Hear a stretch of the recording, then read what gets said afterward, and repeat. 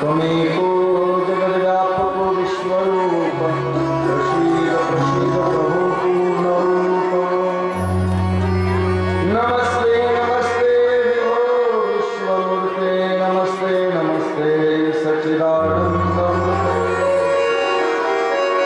नमस्ते नमस्ते तपोयोगरम्यं नमस्ते नमस्ते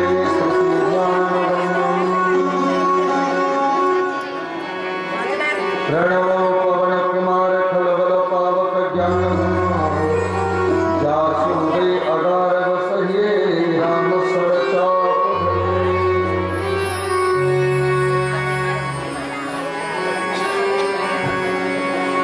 सर्वस्वरूपे सर्वेशे सर्वशक्ति समन्विते देवे श्रावणो देवी दुर्गे देवी नमोस्तुते। या देवी सर्वभूतेषु शक्तिरूपेण संस्थिता नमस्तस्यै नमस्तस्यै नमस्तस्यै नमो नमः। अखण्डमण्डलाकारं व्याप्तमेव चराचरं तत्पदं दर्शितं येन तस्मै श्रीगुरवे नमः। तस्मै श्रीगुरवे नमः।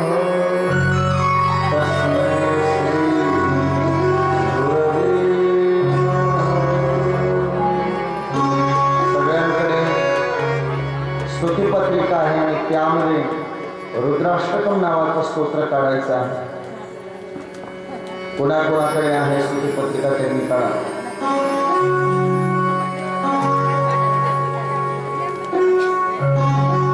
गोस्वामी तुलसीदास रचित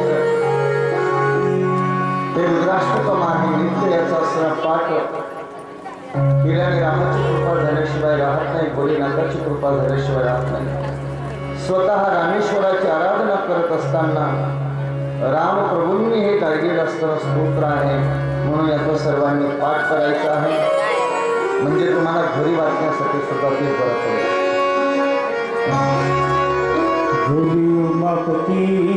हॅलो महादेव सर्वांनी गाडी वाजवा।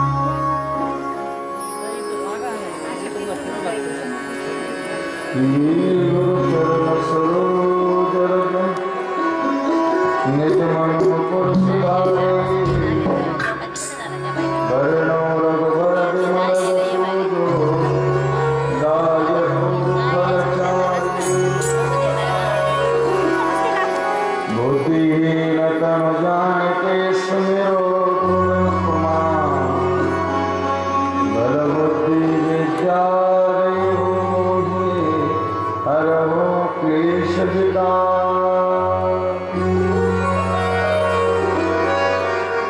परम मंगलमय परात्पर अखिलेश्वर भगवान भूत भावन भोलेनाथाची असणारी वाङ्मय प्रतिमूर्ती शिव महापुराण आणि या अंतर्गत चाललेला हा दिव्य असा नाम महोत्सव शिवस्वरूप असणाऱ्या शिवकथेचा हा असणारा आनंदी सोहळा, त्यामध्ये आज षष्टम दिवसाचा कथा प्रसंगाने आपणा सर्वांची उपस्थिती।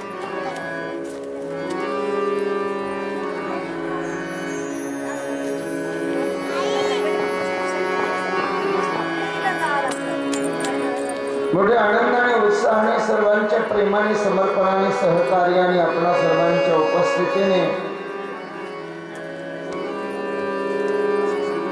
हा दिव्य नाम महोत्सव हे वर्ष 14वे आणि त्यामध्ये 6वा दिवस। दरवर्षी प्रमाणे तर पाहिलं तर त्या ठिकाणी एकच दिवस कथा शिल्लक राहते आहे, परंतु आपण या वर्षी 9 दिवसाचा सत्संग करण्याचा प्रयत्न केला।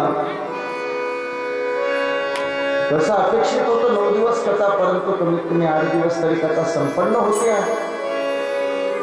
म्हणजे याचा अर्थ असा की निश्चितच आपला दिवसेंदिवस पुण्यवर्धन होत चाललेला आहे।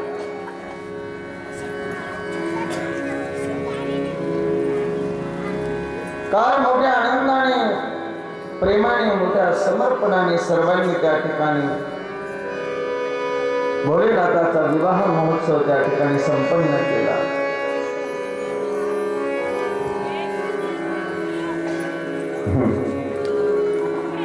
आपण काल अधिकचा 1 तास जास्त वेळ घेतला, पण तरीही कोणाला त्रास वाटला नाही। जवळपास आपण इथे 5 तास या कथा मंडपामध्ये काल, तरीही मला बऱ्याचशा श्रोत्यांनी सांगितलं म्हणजे महाराज उठावंसं वाटत नव्हतं, पण वेळ खूप पुढे गेलेली होती म्हणून त्या ठिकाणी आपल्याला थांबावं लागलं।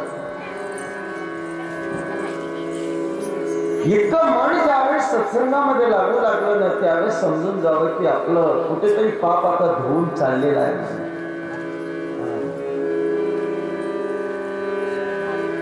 पापी माणसाला सत्संगामध्ये मन लागत नाही बापा।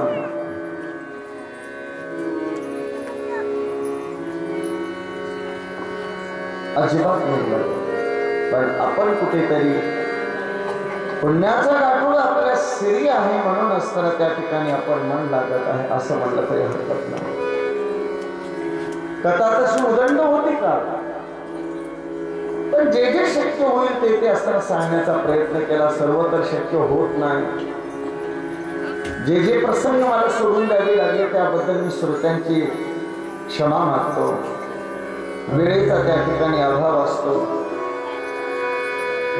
पण जे काही आपण श्रवण केलं ते मोठ्या उत्कंठेने आपण जर जीवनामध्ये धारण केलं तर कल्याणाला पात्र झाल्याशिवाय राहणार नाही।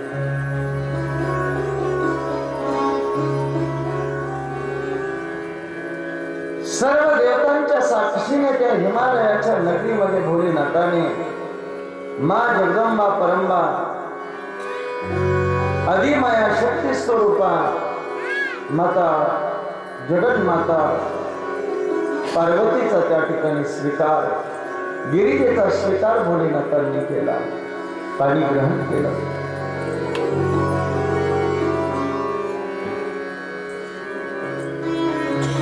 भोलेनाथाचं चरित्र अद्भुत आहे, राहणं अद्भुत, भक्ती अद्भुत, संसार अद्भुत, पुत्र अद्भुत, श्रृंगार अद्भुत, सगळं अद्भुत आहे। सर्व अलौकिक आहे, लोकांमध्ये सहज पोचणार नाही।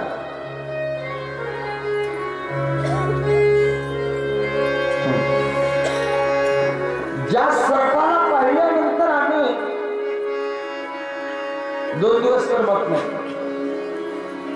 साप सोडून द्यावं. एखाद्या घरामध्ये साधा एखादा विंचव दिसला आणि पुन्हा जर तो कुठे गेला नाही समजलं ना, 6 महिने त्या घरात झोप येत नाही. कुठे गेला असता?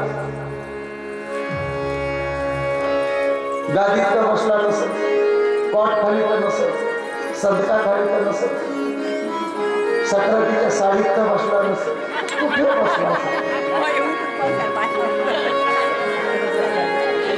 महिना 2 महिने झाले की वाटतं आता त्या विंचवाची इकडी तर झाली नसेल.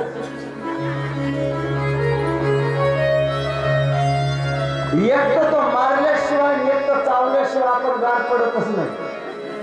म्हणजे किती विक्षिप्त अंतःकरण आहे. पण माझ्या भोलेनाथाने तर बाबा विंचव तर सोडून द्या, महाकाय अशा सर्पांना अलंकार म्हणून स्वीकारलं.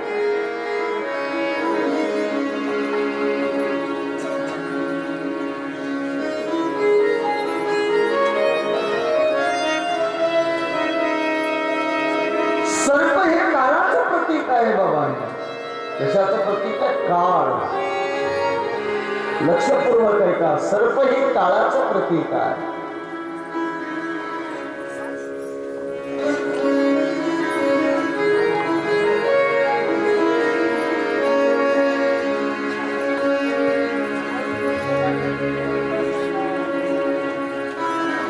म्हणून हा प्रत्येक ठिकाणी त्यांनी धारण केलेला आहे.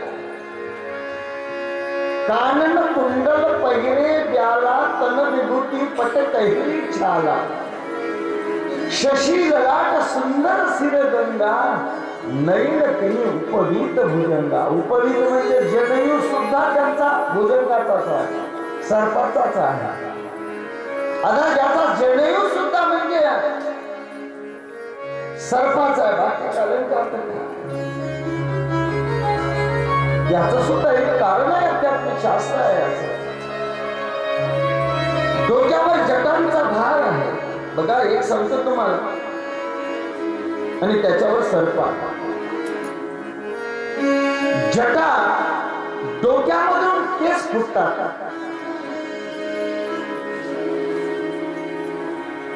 आणि याच डोक्यामधून आणखीन एक गोष्ट फुटती आहे, जी की केसांची असंख्य आहे. ज्या डोक्यातून केस फुटतात ते किती केस असंख्य आहे त्याचा विचार होतो, मोजणं होते. उद्या कोण कोण आपल्या डोक्यात केस मोजून येतं सांगावं. 1100 रुपये बक्षीस देऊ माझ्याकडून त्याला.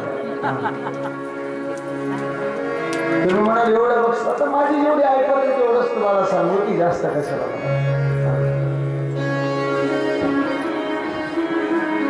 या डोक्यामधून असंख्य केस फुटतात, आणि या डोक्यातूनच दुसरी गोष्ट फुटली जाते. तिचंही गणित करता येत नाही ते किती फुटले म्हणून. ते म्हणजे कोणती? लावा डोकं. काय फुटतं आणखी या डोक्यामधून? विचार. काय फुटतात? विचार. त्या आतापर्यंत जन्मल्यापासून किंवा एका घंट्यात किती विचार तुमच्या डोक्यात आले एवढंच सांगा. जन्मापासून जे सोडून द्या, इथे कथा मंडपात बसला तेव्हापासून कोणता कोणता विचार डोक्यामध्ये आला एवढं सांगता येतो? जाऊ द्या, या 5 मिनिटापासून कोणता कोणता विचार आला हे सांगता येईल? जाऊ द्या 5 मिनिटाचं. या विचारावर बोलतोय तेव्हा, डोक्यावर बोलतोय तेव्हापासून डोक्यात कोणता कोणता विचार आला हे कोणाला सांगता येईल? हे सुद्धा असंख्य आहे. पण या सर्व विचारांना एकत्रित करून त्याचे जटार पकडून त्याने असा मुकुट बनवलेला.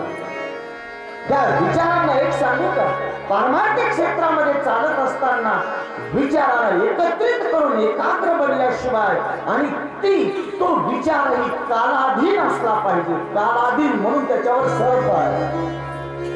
तो कशाच्या अधीन विचार असला पाहिजे? काळाच्या अधीन असला पाहिजे. आम्हाला अंतिम सत्यापर्यंत तो नेणारा असला पाहिजे. तो निस्तार विचार एकत्रित आम्हाला करायचा नाही. भावनांची आहुती केवळ आम्हाला करायची नाही, तर त्या सगळ्या भावना एकत्रित करून म्हणजे जटा करून त्या कालाधीन बनवायच्या आहेत, म्हणजे आम्हाला उद्धाराच्या दिशेने असणार नाही. काळ कोण? या जगाला, या जीवनाला ग्रासणारा तो काळ आहे. याचा विचार हे एके दिवशी जे विचाराने शरीर जीवन समाप्त होणार आहे, या विचाराने प्रेरित तुमचा प्रत्येक विचार असला पाहिजे आणि तो एकत्रित असला पाहिजे. जोपर्यंत तुम्ही विचाराचं हे जे काही चक्र आहे ना, तो जोपर्यंत समेटून घेत नाहीत ना, तोपर्यंत परमार्थ घडू शकत नाही.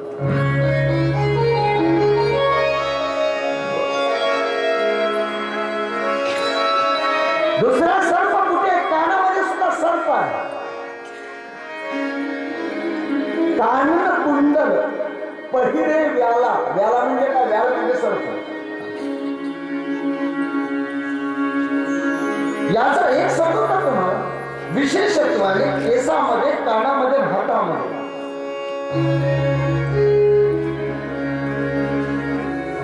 कानामधला सर्प काय संकेत देतो? एक सांगतो तुम्हाला, मुखातून घेतलेला आहार एवढा बेकार नाही. मी म्हणतो मुखातून घेणं जो आहार आम्ही घेतो ना, त्याच्यापेक्षा कानानं जो आम्ही आहार घेतो ना, त्याचा जास्त विचार केला पाहिजे. मुखातून चुकीचा आहार जर घेतला तर एक दिवसाची प्रकृती बिघडेल, पण कानातून जर जास्त आहार घेतला ना, चुकीचा आहार घेतला ना, तर त्या माणसाचं जीवन बिघडल्याशिवाय राहत नाही. म्हणून मुखातून घेतलेल्या आहारापेक्षाही कानाने घेतलेला आहार अधिक महत्वपूर्ण आहे.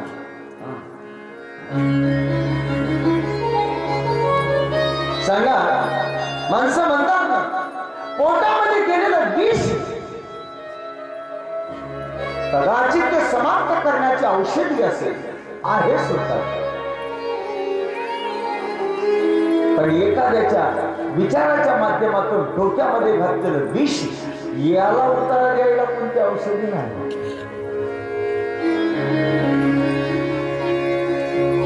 म्हणून एक लक्षामध्ये ठेवा की हे आमचं ऐकणं सुद्धा काळाला लक्ष करून असलं पाहिजे. एकदम कमी माझ्याकडे येईल असं काही करू नका, फिरवू नका, मला नको.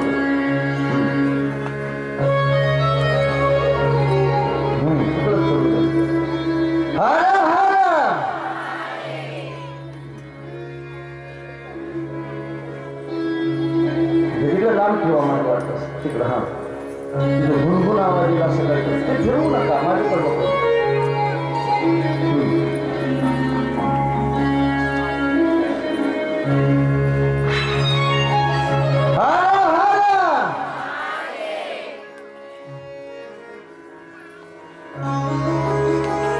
विचार कसा असला पाहिजे? काळाने प्रेरित असला पाहिजे. हा, विचार आमचा काळ प्रेरित असला पाहिजे. ऐकणं सुद्धा काळ प्रेरित आमचं असलं पाहिजे. काळाला लक्ष करून असलं पाहिजे. म्हणून बाबांनो, काय ऐकायला पाहिजे याचा सुद्धा विचार केला पाहिजे. माणसाने जीवनामध्ये निंदा तर करूच नाही इतरांची, पण निंदा वाईट गोष्टी ऐकू सुद्धा नाहीत का? पण मामा केवढी गोडी तर कशालाच नाही का? हा,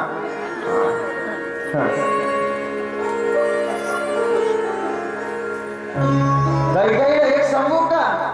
निंदा करणं पाप आहे, पण निंदा ऐकणं सुद्धा पाप आहे. का? वाईट करणं तर पाप आहे, पण वाईट बोलणं तर पाप आहे, पण वाईट ऐकणं सुद्धा पापाचं आहे.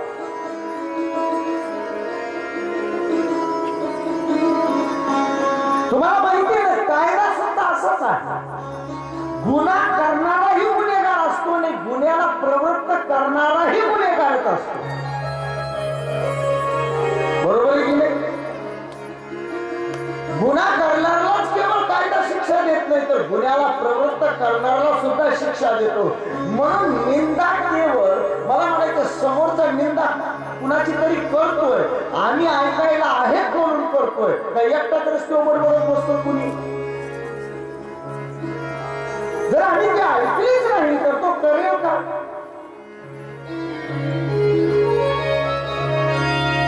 आणि एक सांगू का, या विचारामधूनच आमचा सत्संग आणि कथा जीवन घडवत असते. आम्ही केवळ कथा ऐकायची म्हणून ऐकली तर हा निर्णय नसतो.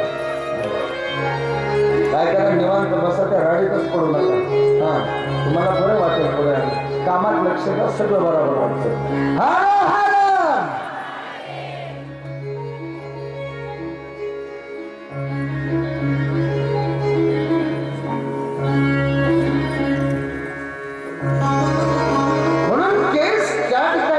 कानामध्ये त्याच्या हातामध्ये सुद्धा सर्प आहे. तर हातामधला सर्प हा संकेत देतोय की आमचं कर्म तितकं उत्तम असलं पाहिजे. बाबा, आम्ही कर्मानेच मुक्त होऊ शकतो, नाहीतर एके दिवशी आम्ही काळाचे ग्रास बनणार आहोत आणि पुन्हा करायचं म्हणलं तरी आम्हाला करता येणार नाही. कारण ही शास्त्र